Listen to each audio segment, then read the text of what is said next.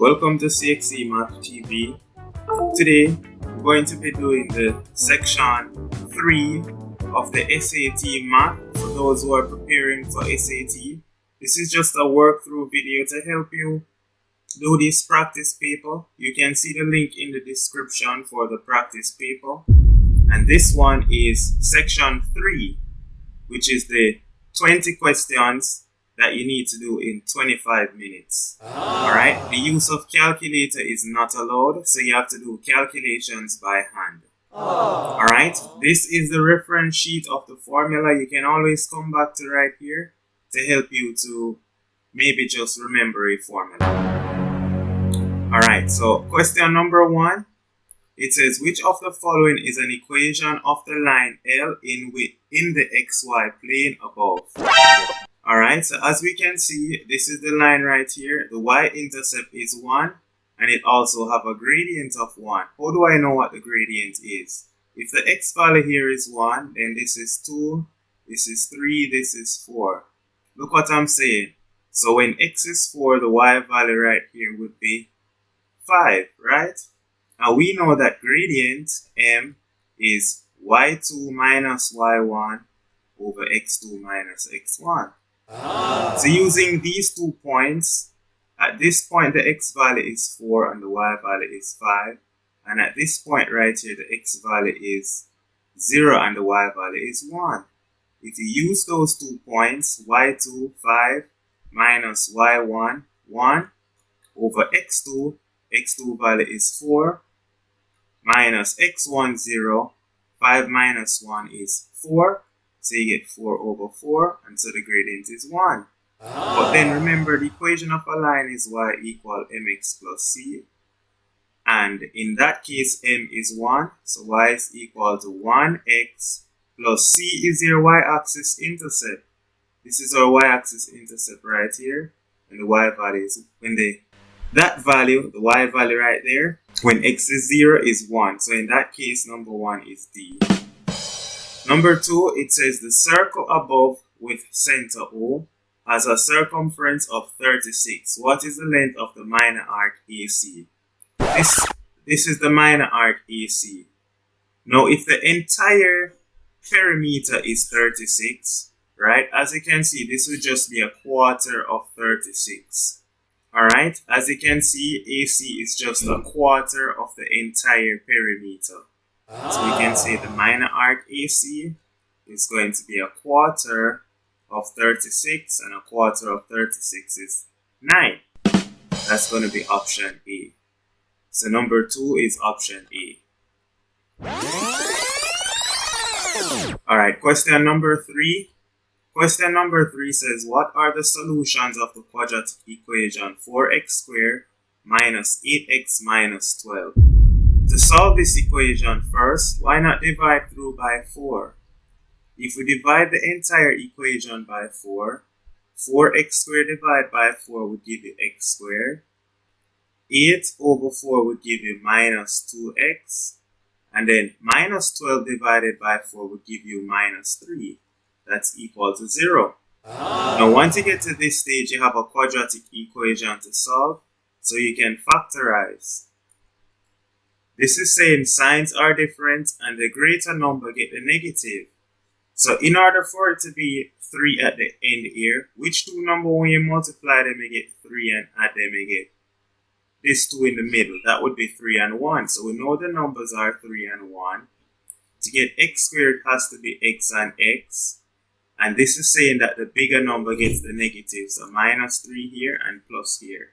In that case, we're saying x is equal to negative 1 from this part of the solution, or from this part right here, we're saying x would be equal to 3. Alright, and that's it. So negative 1, 3 are your answers. Now, if you're not familiar with this way, then you can always, alternately, you can always have your x squared minus 2x minus 3 equals 0. I know many persons are familiar with it this way. AC, the coefficient A is 1, your constant is negative 3.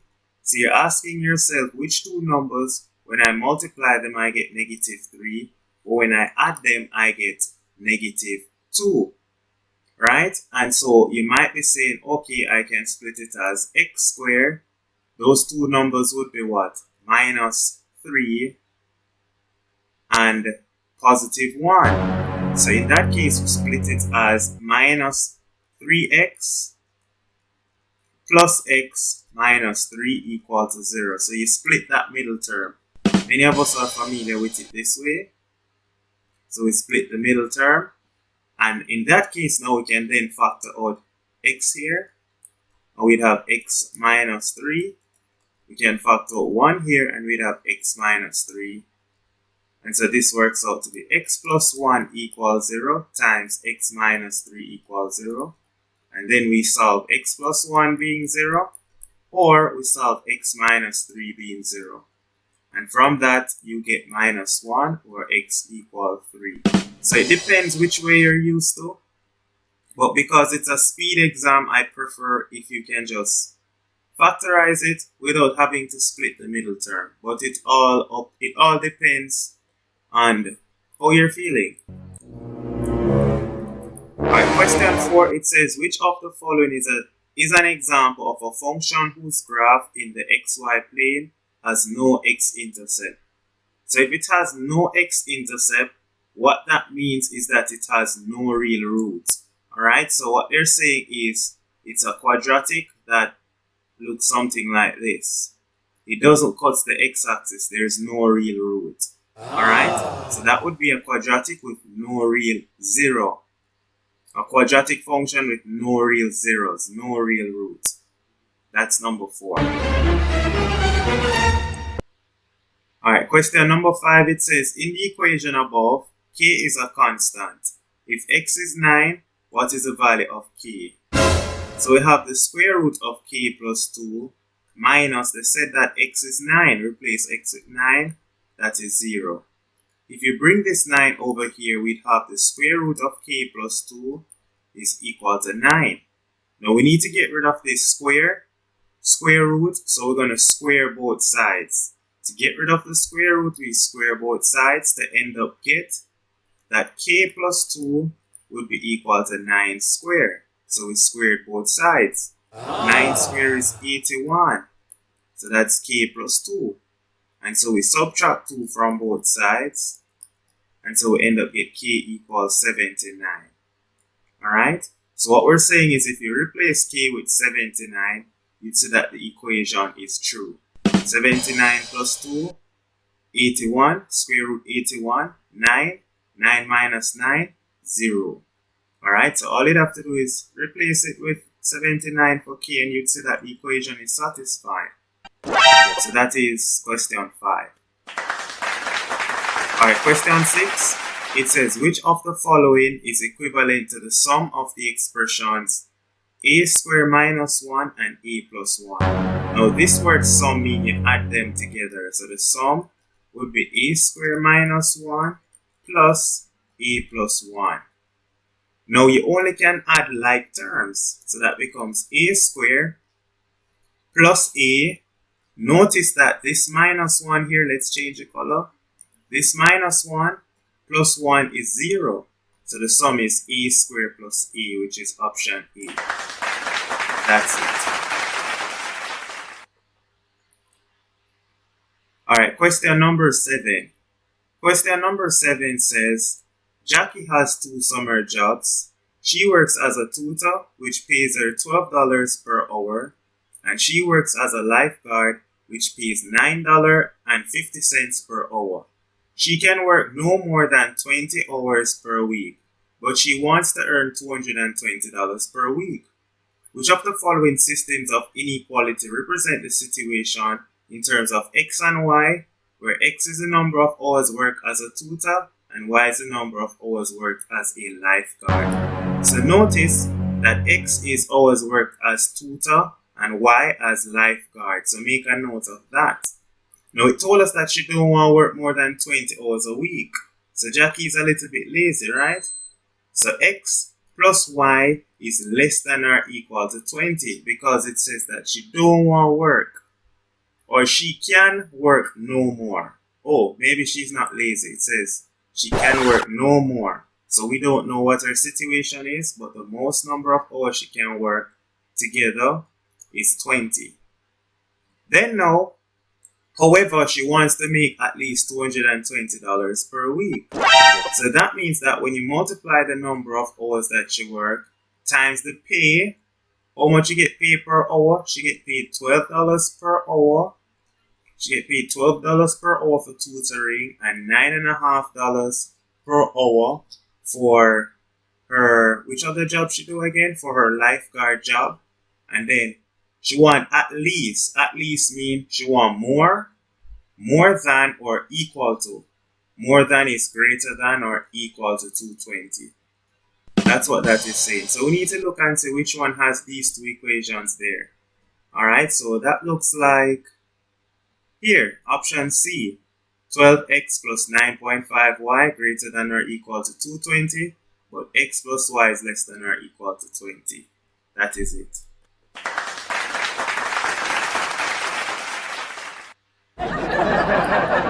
Alright, question number 8. Question number 8 says, in air, the speed of sound in meters per second is a linear function of the air temperature T in degrees Celsius and is given by S of T is 0.6 T plus 331.4. Or you probably can just say 331.4.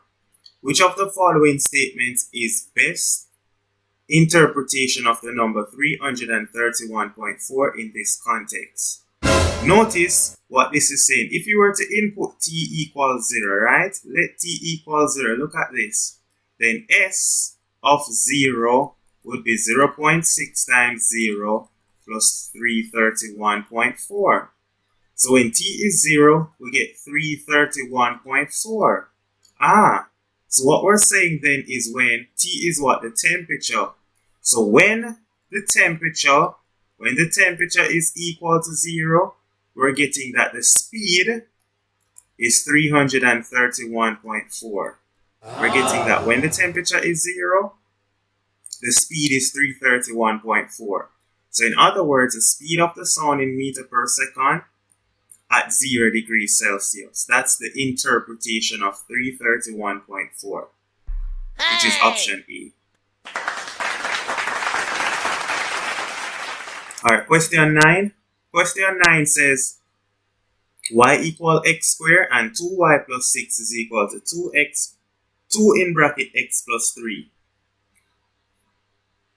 If x and y is the solution of the system of equation above and x is greater than 0, what is the value of x times y? As we can see right here, y is equal to x squared. So we can replace this y in the second equation with x squared. So 2x squared plus 6 is equal to multiplying this 2. So 2 times x plus 2 times 3 is 6. So the 6 would cancel on both sides. So we're left back with 2x squared. We can bring this 2x to this side to have minus 2x equals 0. Now in this case, we can factor out 2x and we have 2x in bracket x minus 1 equal to 0. Now cool. Now look at this. They already told us that x cannot be 0. So in that case, we're getting 2x is 0 or x minus 1 equals 0. But this part is not valid. So x must just be 1. Now if x is 1, what is y? Remember, y is x squared. So y is going to be 1 squared, which is 1. So in that case now, x times y is going to be 1 times 1, which is 1. That's option A. Right? Which is not bad at all. Nice. Alright, question 10. Question 10 says, if a squared plus b squared is z and ab is y, which of the following is equivalent to 4z plus 8y? As we can see right here, 4 times z, I don't like the block, let me get rid of the block. So 4 times z would be, here is z, a squared plus b squared. Then plus 8 times y, but here is y, ab. That's working out to be 4a squared plus 4b squared plus 8ab. Now, if you were to look at it, this can be written as 4a squared plus 8ab plus 4b squared. Now, what do you notice? We notice that if we were to split this middle term, this can be written as 4a squared plus 4ab plus 4ab plus 4b squared. Yes, we can do that. And then we can factor out 4a from the first two terms. So we have, well, let's not factor out 4a, right? We can factor out 2a from the first two terms. So factoring out 2a, we'd be left back with 2a plus. From this side, we'd be left back with 2b. Plus, from this side, let's factor out 2b. Factoring out 2b, we'd be left back with 2a plus 2b.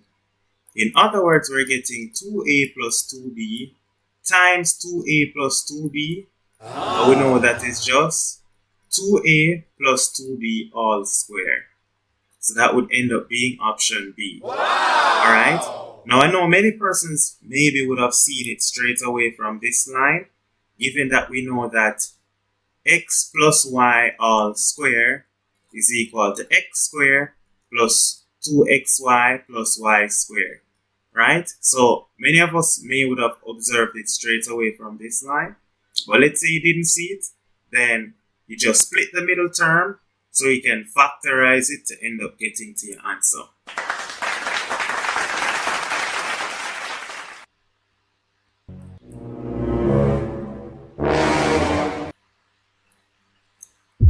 Alright, question 11. Question 11 says the volume of a right circular cylinder A is 22 cubic centimeters. What is the volume in cubic centimeters of a right circular cylinder with twice the radius and half the height of cylinder A? So look at it, the volume of cylinder A, so I'm going to call it VA for volume of cylinder A. The volume of cylinder A, remember, volume of a right cylinder is 1 over 3 pi r square h. And then we had another cylinder, let's call the other cylinder volume B. Volume B, they said that what happened to volume B? They said that the radius is going to be twice the original radius. So the formula is now going to be 1 over 3 pi times 2 times r now square. And then they say, and half the height of cylinder A. So if cylinder A have a height of h, then this is going to have a height of a half h. Cool. Now remember the volume of cylinder A was 22. So now we need to work out what would be the volume of cylinder B, the next cylinder. Now remember 2 square is 4. So this would work out to be 4 over 3 pi r square multiplied by a half h. 4 over 3 times a half, that's just, look at this now. This 2 into itself 1 time, 2 into this 2 times. So it works out to be 2 over 3 pi r square h. Now if we factor out a 2, this is 2 times 1 over 3 pi r square h. But 1 over 3 pi r square h is what? The volume of cylinder A.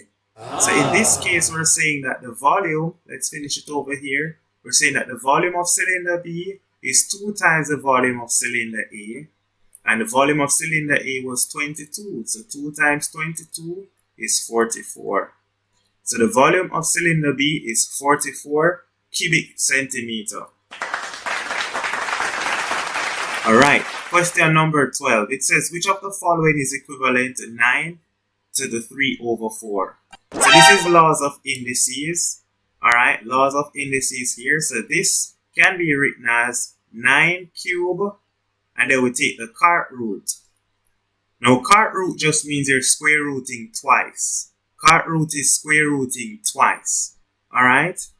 Cart root is square rooting twice. For example, the cart root of 81, right? We know that is 3, right?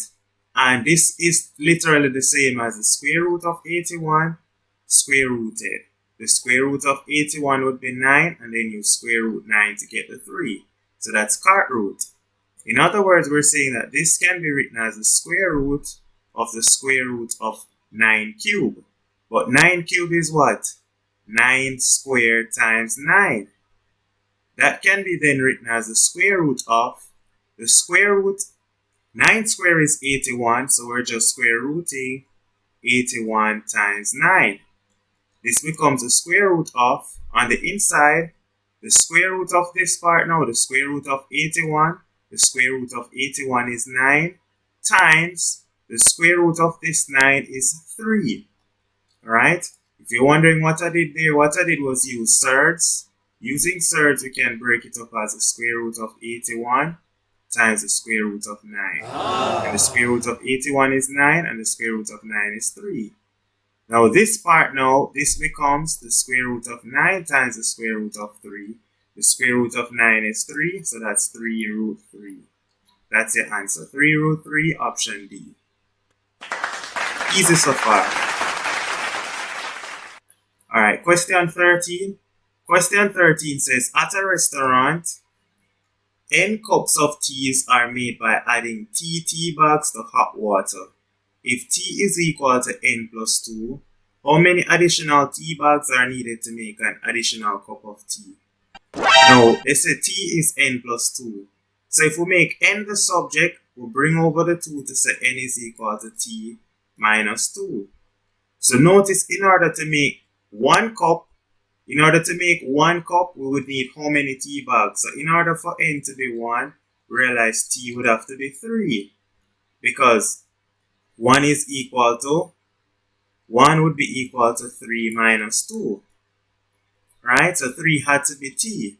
Now in order to make another cup, when n equal 2, realize t would have to be 4. Because then 2 is equal to 4 minus 2. So what do we notice? To make an additional cup of tea, to go from 1 cup to 2 cup, look at it, to go from 1 to 2, we have to increase by 1 tea bag. So in this case, we're just adding 1 more tea bag. Alright? That's it.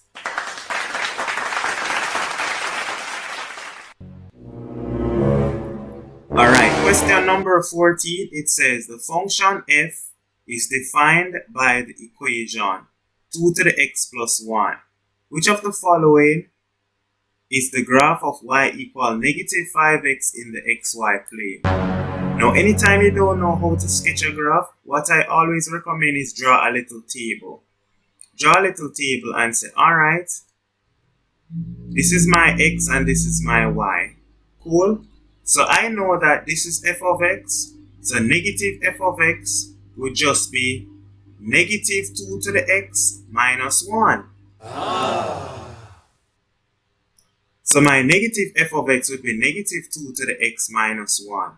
In that case, what I'm saying then is, when I input a value like x equals 0, the corresponding y value I would get is, put 0 in here. That would be negative 2 to the 0 minus 1. Anything to the 0 is 1. So I get minus 1 minus 1, which is minus 2. So the y value here is minus 2. Now when x is 1, the y value I would get is minus 2 to the 1. Minus 1. 2 to the 1 is 2. So that's minus 2 minus 1, which is minus 3. So I get negative 3. When x is 2, I notice that I would get negative 2 squared minus 1, that's negative 5. Alright, and when x is 3, negative 2 cubed minus 1, it's negative 9. I think I have enough data points in order to sketch the graph. So these are the data points I have, right? So I want to see a graph that replicates this. So looking at it, option A is out because these are not negative y values. So option A is out. Option B is out again because when x is 1, the y value should be negative 3. This is out. Let's have a look at option C. When x is 0, the y value is negative 2. That's correct. When x is 1, the y value should be negative 3. Is that negative 3? Yes. So it's going to be option C. Alright, based on our numbers here, it's going to be option C. Alright, so that's option C. Alright, so all we did was just make a little table to help us to just look at the graph and see which one of the graph best match our numbers. Alright. Question 15. Question 15 says, Alan drives an average 100 miles each week. His car can travel an average 25 miles per gallon of gasoline. Alan would like to reduce his weekly expenditure on gasoline by $5. Assuming gasoline costs $4 per gallon. So notice that gasoline costs what?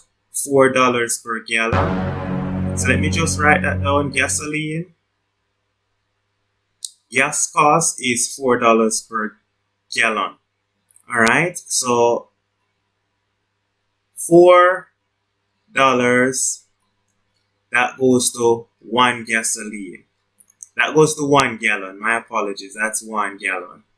Alright, $4. And $4 goes to 1 gallon. And what did they say? It's 25 miles represent. 25 miles is how many miles that would be traveled per gallon. So in other words, this one gallon that is for $4, let's just say that's 25 miles. So I'm calling M miles. So we're saying, in other words, let me write this better. In other words, we're saying that $4, he spends $4 for every 25 miles that he travels. So if he wants to save $5, right, he needs to travel X miles. Right? So what's going to be X? Using if we just use proportions right here, we would then say that 4x is equal to 5 times 125, and that would end up give us x is 5. 5 times 25 is 125. So let me put the 25 here. So 5 times 25 is 125. So we're saying x is 5 times 25 over 4. That would be how we can find x. Alright, that would be how we can find x. Or in this case, they called it m. Doesn't matter. So he needs to drive x miles fewer. So which one looks like this? Well, let us look carefully. As you can see from my equation right here, I have 4x is equal to 5 times 25, right? So if I were to divide both sides by 25 for my equation, this cancels this. I see that 4 over 25x is 5. So that would be 4 over 25 m equal 5. Alright, so that would be option B. That's it. Nice. Alright, of course in an exam, you'd be moving a little bit faster, but because I'm trying to break down the contents, we're going slower. Remember, you're trying to do the paper in 25 minutes, so you wouldn't have to be writing out every step as I am. Now this part says Maria plans to rent a boat. The boat rental costs $60 per hour, and she will also have to pay for a safety course that costs $10. Maria wants to spend no more than $280 for the rental and the course. If the boat rental is available only for a whole number of hours, what is the maximum number of hours for which Maria can rent the boat? As we can see right here that Maria says she wants to spend no more than $280. So her total fee should be less than or equal to $280. But she's going to have to pay a $10 fixed. That's for the safety course. And then $60 per hour. $60 per every hour that she's on her boat tour for. So if we subtract 10 from both sides, 60 each is less than 270. They will divide both sides by 60. Dividing both sides by 60, we change the color. 0 cancels 0. 6 cancels 6. 0 cancels 0. 27 over 6, that is 4. And remainder of 3 over 6. But in other words, you can only write for 4.5 hours. But guess what? They said it must be a whole number. So the maximum that you can ride is 4 hours. So this is your answer, 4 hours. Of course, you would just shade in the number 4. Alright, question number 17. Question number 17 says 2 times p plus 1 plus 8 times p minus 1 is 5p. What is the value of p? Expanding in the 2, we get 2p plus 2 times 1 is 2 plus 8 times p is 8p. 8 times minus 1 is minus 8, that is 5p. 2p plus 8p is 10p. 2 minus 8 is minus 6, and that's equal to 5p. We can bring the 5p over to the left to get 10p minus 5p equal to, we're going to bring the minus 6 over to the right, bring this minus 6 over to the right, so it becomes equal to 6. That becomes 5p equals 6. They will divide both sides by 5, and so p equal 1.2. 6 over 5 is 1.2. So you can write 6 over 5, or you can put 1.2. That's the value of it. Okay, question 18. Question 18, it's look like a simultaneous equation. Yes, it is. Find the value of x. So first thing that stands out to me is y is 2x. And right here is a 2x. So I can replace this 2x with y. So this is saying a half of y plus y is equal to 21 over 2. Y plus y is 2y, so I'm saying 2y, and it's a half of 2y is 21 over 2. But a half of 2y, this 2 cancels this 2, and so that is saying y is 21 over 2. 21 over 2 is 10.5. But then remember that y is 2x. So remember that y is 2x. So that means 10.5 is 2x. So if we divide both sides by 2, we're getting 10.5 divided by 2. 10 divided by 2 is 5. 0.5 divided by 2 is 0.25. In other words, x is equal to 5.25. That's the value of x. They only wanted x, so we found x. X is 5.25. Nice.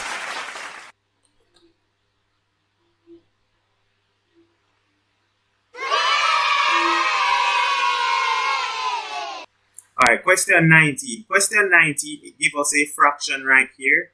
2x plus 6 over x plus 2 all square minus 2 over x plus 2.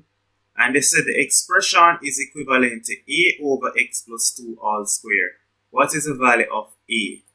In other words, they're asking us to go back to maybe prep school days and do LCM. It's literally that fun. It's literally that fun. We're going back to prep school days. What we'll do is find the LCM, and the LCM would be x plus 2 all square. So now we go x plus 2 all square into x plus 2 all square. That goes 1 times. Then 1 times 2x plus 6 is still 2x plus 6. Minus x plus 2 into x plus 2 all square. That goes x plus 2 times. So multiply 2 times x plus 2. So simplifying the numerator, that becomes 2x plus 6 minus 2 times x is 2x. Minus 2 times 2 is minus 4 over x plus 2 all square. Let me bring this out a little bit. Now, as we can see right here, the 2x and the minus 2x become 0. And then we have 6 minus 4, which is 2. So that's 2 over x plus 2 all square. And so therefore a equal to. Alright, so a is equal to 2. Alright, the last question right here, it says, intersecting lines RS and T are shown in the diagram. Find the value of x. Now, if you're looking at this diagram right here, first thing we realize is that this line right here is a straight line. Angles on a straight line sum to 180. So this angle right here is 180. Let's call that angle y. We're saying y would be 180 minus 106, which is 74 degrees. So this angle here is 74. Once you get that this angle here is 74 degrees, then we know that angles in a triangle sum to 180. So on the inside right here, I'm just making the triangle. This triangle right here, we know that this angle right here, let's call this P, right? We then know that angle P would be equal to 180 minus the 74 plus the 23. So that would be 180 minus 74 plus 23. That's 97. 7 and 2, 9, 4 and 3, 7. Yes. 180 minus 97, that is 83 degrees. And so if P is 83 degrees, right? P works out to be 83. Then what we do know then is that X right here, angles on a straight line again sum to 180. So X would be 180 minus 83, which is 97 degrees. In other words, the value of X is just 97. That's the answer. Alright, and that takes care of section 3 of SAT practice test 5. Alright, so stay tuned for more as we will do more practice paper, and you can also see the link in the description for the paper itself, the website that you can visit for the paper. Alright, so keep on practicing and have fun.